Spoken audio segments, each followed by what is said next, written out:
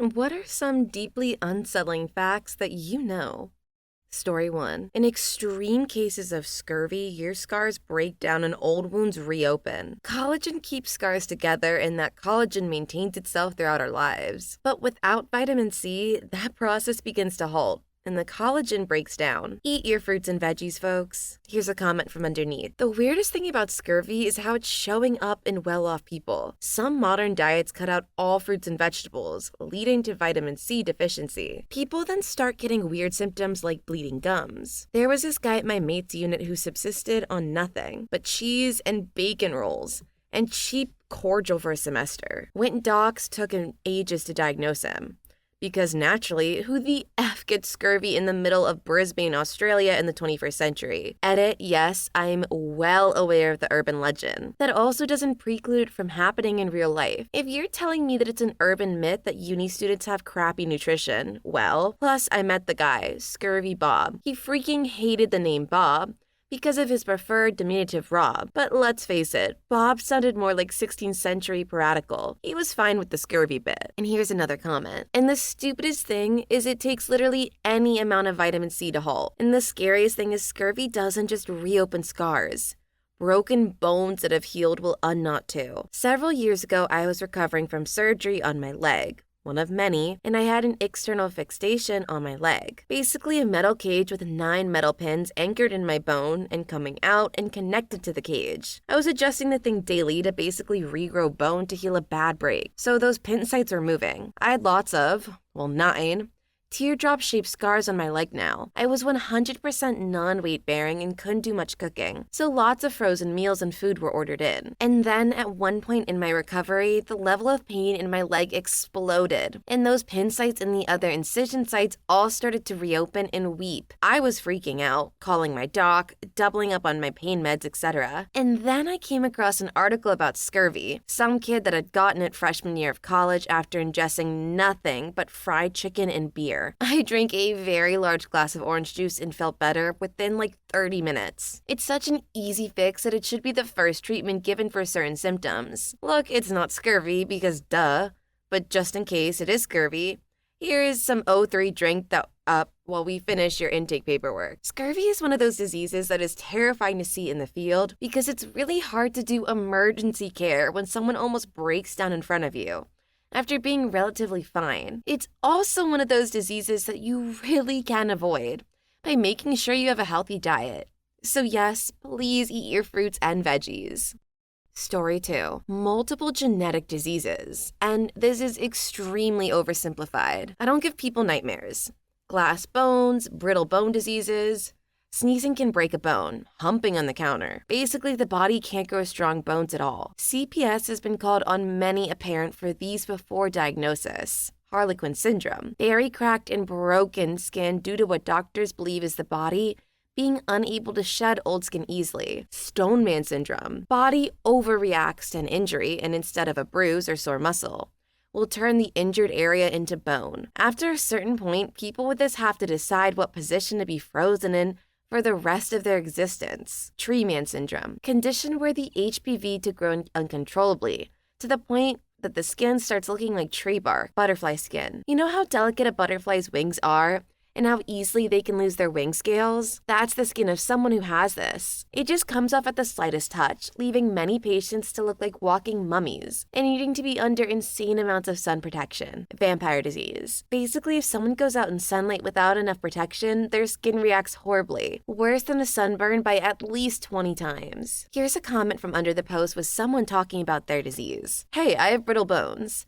Osteogenesis imperfecta. I broke my femur, the strongest bone in the human body, by being pushed into a bin.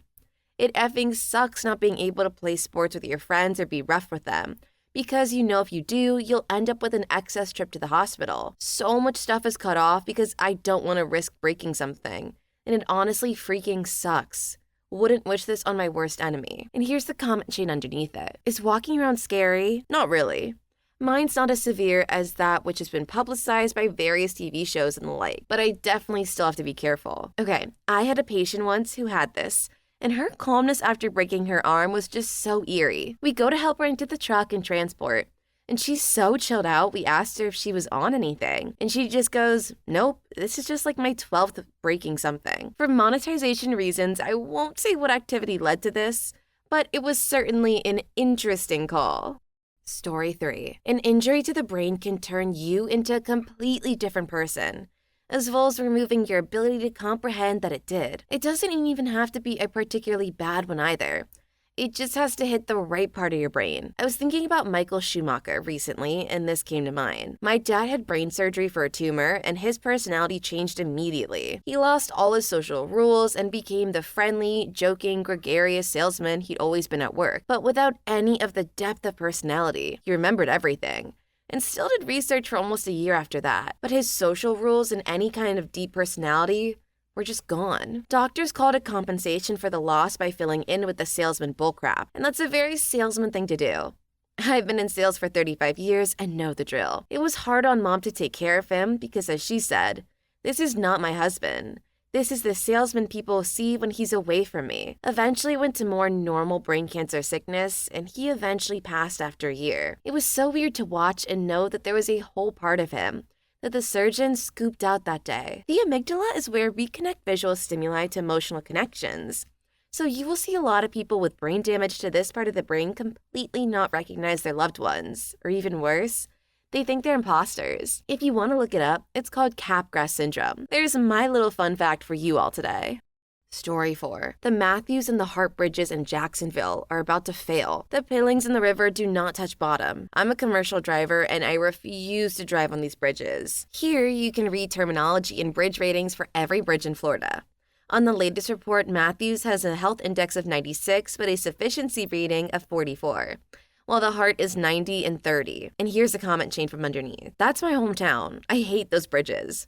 I hate knowing that several people I love drive over those bridges on a constant basis. They're just one more thing on the list of reasons I don't like Jacksonville. Why the freak are those bridges still open for public? They're still considered to be in fair condition by the Florida Department of Transportation. I live here and avoid them as well. It's a mess. Historically, our bridges have a grade of like a B compared to a C nationally. We have a lower number of structurally deficient bridges than other states of the country, said Kathleen Ruvarak, Vice President of the Florida section of the American Society of Civil Engineers. This logic is absolutely terrifying. Why should we try to do better when others are doing worse? Story 5. The astonishing fatality rates that can be found in so many battles in the First World War weren't accidents or unfortunate byproducts of the technology. They were factored into the battle plans. By the nature of attrition warfare, it was calculated how many men would be lost every week, and commanders drew up enough resources to replace them. This was called normal wastage. Here's some comments underneath. I remember reading about the German plan at Verdun. The idea was to attack a target that the French couldn't afford to abandon and force them to throw more and more men into the meat grinder to hopefully deplete the French army. It almost worked too. Some regiments of the French army reported an over 100% casualty rate. Edit, I'm gonna check this here since so many people are asking. It's possible for the casualty rate to be over 100% because when men die or become wounded, they get replaced to keep the unit at full strength. And if those men become casualties as well, it's possible for a unit of, say, 1,000 men to suffer 1,200 casualties over a particularly long and bloody battle, like Verdun. Story 6. The symptoms for a heart attack can be a lot milder than what is shown in movies or TV shows. I have seen people coming in with some discomfort and then passing due to a massive infarction when we did the angiogram quite a few years ago. My grandma took my grandpa to see their GP, and while at his appointment, the doctor noticed the symptoms of a heart attack on my grandma. The doctor had her sent to the ER. She had a massive heart attack, and she said she only felt mildly nauseous. She's most likely only alive because the GP used to be a cardiothoracic surgeon, but gave it up to be a small-town doctor. My grandma walked around with a heart infarct for months due to nobody recognizing it, and her being too proud to admit she wasn't feeling well. There really needs to be more awareness about the less obvious symptoms of heart attacks. Story 7. In 2018, my sister was murdered. We know who did it. We keep track of where he lives. He's moved 4 times since my sister disappeared. The police also know he did it. There's not enough evidence to bring him in or charge him. Her body has still never been found. If I go after him, he becomes the victim, and I won't be able to be a father to my children. He gets to be alive every day. He's a serial killer. We suspect my sister was not his first murder. From our interactions with state police and FBI, my impression is that our situation, while a nightmare, is perhaps not as rare as you would normally assume or hope. If the FBI is connected, I assume he's been on the radar for a few years. A lot of people think that nowadays you can incriminate someone with little evidence, but it can be a lot more difficult than that. My heart goes out for OP and their family, and I hope they're able to get some sort of justice, whether legal or not. Story 8. Seemingly 100% healthy people with literally no reason to believe they would have any reason to can still spontaneously perish every day. Had a friend, he was in a Pokemon Go group chat with me, who just got up and died. We were talking about the event that was going on and he stopped responding. Everyone thought he was busy and carried on the conversation without him. A few hours later, someone in the chat said he died, just walked into his kitchen and fell over dead. Everyone named a Ho-Oh after him since that was his Pokemon Go buddy. It was the first time a lot of us had experienced sudden death like that, so we were all really shaken for a while. He was only in his mid-30s. Story 9. Terminal lucidity is the return of mental clarity or memory or consciousness shortly before death. This happens to around 10% of people with dementia. Here's some comments from underneath. My grandma was in a care facility for the last year of her life due to dementia. My uncle and mom had a bad relationship and were arguing in her room over what needed to be done for her. And she yelled at them in the most conscious manner. Chuck! Heidi, stop fighting this instant, and then passed right there. She didn't recognize any of us for weeks before this. Good to know why that happened. Those are the most mom last words ever. She wasn't even one of the people arguing, but got the ultimate last word. Impressive. Story 10. Japan did some horrible experiments on people during World War II. Unit 731. Vivisection, shattering people's frostbitten limbs, biological warfare, etc. It's all quite horrific, and I don't recommend anyone without a stomach for horror to read about it. Also, after the war, the people who ran it were never tried as war criminals because the US decided to keep them and their research under wraps so that they could get a hand up on the Soviets. Here's a comment from underneath. Fun fact in China today, where these experiments happened, when a room is messy, instead of saying it looks like a pigsty, they'll say, it looks like the Japanese invaded. Example, parents to child. Clean your room. It looks like the Japanese invaded here. Story 11. YouTubers who find animals in distress with the camera running usually put animals in distress to look like heroes. Here's a comment from underneath. I was at a restaurant once and a bird flew in, smacking into a mirror and falling over. I got a napkin, picked it up, and brought it outside. It seemed shocking but otherwise fine. I stayed with it a bit, hoping it would fly off. When this woman came over and asked what I was doing, I explained and she said, "Oh, well, I'm a vet, so I can take it from here." So I said okay and gave her the bird. She then proceeded to take selfies with it. Really didn't sit right with me. I really hate sometimes what social media has done to our culture to try to make a profit off of others' humanity. It's not a pet, but I remember seeing this clip of a mommy vlogger telling her kid to cry for the thumbnail so she could try and get more views. Honestly, sickening. Story 12. My mother saw no end of disturbing things when she was a nurse. Circa late 1950s to 1960s. She worked on psych wards where people got disturbing treatments, lobotomies, sleep therapy, etc. She also worked on a pediatric ward in an area where there was pretty wild poverty, and the kids were in rough shape, awful era and living conditions way back when. And here's some comments. What is sleep therapy? I can Google it, but not sure I want to just yet. From the shady website I found, it basically means sleeping for 18 to 22 hours per day. Not so great. TAL, I've been engaged in therapy for most of my life. I think that is called depression. I'm definitely depressed. Story 13. There were Holocaust survivors that died shortly after being liberated because their body couldn't handle the increased calories when they were fed by the soldiers that freed them. Here's a comment explaining it. This is called refeeding syndrome to anyone curious. One of my foster doggies was at high risk of this, and it was horrendous withholding food from a dog who was nearly starving to death. It took months of painstakingly measuring out her food and giving tiny portions every few hours. Weekly vet visits, and by the time she was healthy enough for adoption, we'd just fallen so hard in love, so now she's our beautiful, healthy baby Maggie. This fact is actually why they tell a lot of people who have been starving to take it very slowly when they start to eat again, because their bodies can't handle the excess calories and literally shut down, either by making them sick or even worse. Story 14. After the bombing of Hiroshima, black rain that contained radioactive material fell, and many didn't realize it until it was too late. Also, according to my Japanese professor, They didn't even have a word for the atomic bomb at the time. I unfortunately can't remember what she said they called it instead. Here's a comment underneath the post. For everyone who immediately thought of Pikachu, you aren't far off the mark. It's an onomatopoeia. The Pika is the shining or flash of the lightning, and Don is the boom. Pikachu is shining plus the sound a mouse makes, kind of like calling an animal a flash squeak, which could be a Skaka name.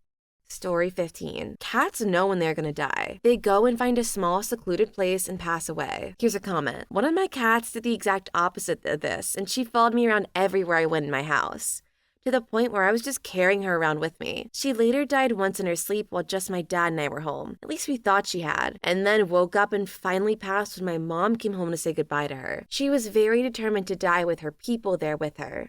Story 16. Once symptoms start, rabies has a 100% mortality rate. Fortunately, the incubation period is several months, so get that shot ASAP. Here's some comments. Got bit and got the shot. They really want you to get it in the first 24 hours to be most effective. If you get bit, go to the ER right away. It's seriously nothing you want to F with. As a doctor, I'd like to add that you can also get rabies from scratches, not only bites. Also, small rodents like rats, mice, hamsters, squirrels, and rabbits are not known to transmit rabies to humans. My mom had to get a rabies shot when we were on vacation because she insisted on playing with this puppy on the side of the road. I can't blame her because it was a super cute puppy, but that hospital bill was definitely not as cute. Story 17. In the 1800s, a lot of dentures were made using the teeth of dead soldiers. And here's some comments underneath. People used to scavenge battlefields pulling the teeth from the dead. After the Battle of Waterloo, it was advertised that the teeth were from the battle, like it was a novelty. And if I remember correctly, there were so many teeth available after Waterloo that scavenging for teeth was no longer profitable for those in Europe anyway. It was advertised because the dead were largely young men, and so presumably the teeth were still in decent condition, like new. One previous owner. Story 18. In 1933, a doctor named Carl Tanzler raided the tomb of a female patient, with whom he'd become obsessed and stole her body. He lived with the corpse for 7 years. As the body fell apart, he attached the corpse's bones together with wire and coat hangers, and fitted the face with glass eyes. He was only caught when someone saw him dancing with the corpse in front of an open window. And here's some comments. Hey, how about we ditch this musty-looking mausoleum and head back to my place? I'll take that as a yes. Story 19. Though unlikely, it is entirely possible that the universe has already collapsed, and the end of reality as we know it is propagating towards us at the speed of light. We'll never get any warning that it's coming, and it could hit us at any time, annihilating the entire planet in less than 1/10 of a second. And here are comments. I find this comforting. I'll see if it's better than we just start this whole thing over. Agreed. Maybe. See you all in 10 to the 28th years when the Earth forms again. Story 20. Most serial killers won't ever be noticed. Never mind captured. At least not the ones that are good at it. That's something to think about. Yeah, but if you're gonna get murdered by a serial killer, at least that means there's better odds of it not being an amateur. That would be embarrassing. What an idiot. Imagine dying to a tier 3 serial killer. Low tier trash couldn't even taunt the cops without getting caught. What a bum. Story 21. A 21-year-old girl from South Carolina had a psychotic episode after using meth, pulled both of her eyes out and crushed them in her hands because she thought she needed to in order to save the world. I believe people saw it happen. And here are 2 comments. Maybe it worked. I would hate for it to be for nothing, so I'll just pretend it saved us all in 2012 or 2020. I don't know. Thanks, girl on meth. I want to say thank you to the girl, but honestly, that just sounds so disgusting. To watch that, I'm kind of having a hard time not thinking about it. You just gotta be really high not to stop due to the pain. Story 22. Rainbow Valley at Mount Everest is named so because of the colorful coats of dead people. The Blue Mustang statue of the Denver airport, named Lucifer by the locals, killed its creator when a piece fell and severed an artery in his leg. If weird ghost stuff is happening, make sure your carbon monoxide detector is working. Story 23. Beagles are the most popular breed of dogs used in testing because they are the most forgiving to humans. And here's a comment. I used to have a beagle who was a former test animal. ID number tattooed in his ear, leg swollen from constant injections. Had never been outdoors until 2 days before we adopted him. Sweetest dog in the world. As far as I know, he still lives with my ex's dad. Story 24. Dogs like squeaky toys because they sound like prey that's frightened or injured. On the bright side, I've heard stories of dogs who immediately drop their squeaky toys after it squeaks and whimpers and cuddles with it. Also, my dog preferred tugs of war toys because he's an a-hole, thinks everything is his. I've seen him drop everything just to take a toy from somebody else. Story 25. The real-world process of human fertilization, i.e. not in a lab, is so random that just about anything that happened differently during and after your parents having, you-know-what, would have resulted in someone else or no one being born instead of you. It's so wild to think that so many things have to line up just right for pregnancy to occur. The human body is a trip. To expand on this, I'm pretty sure you have to have a 1 in 400 million chance to be here today, as in your consciousness. So think about that the next time you're feeling a little unlucky.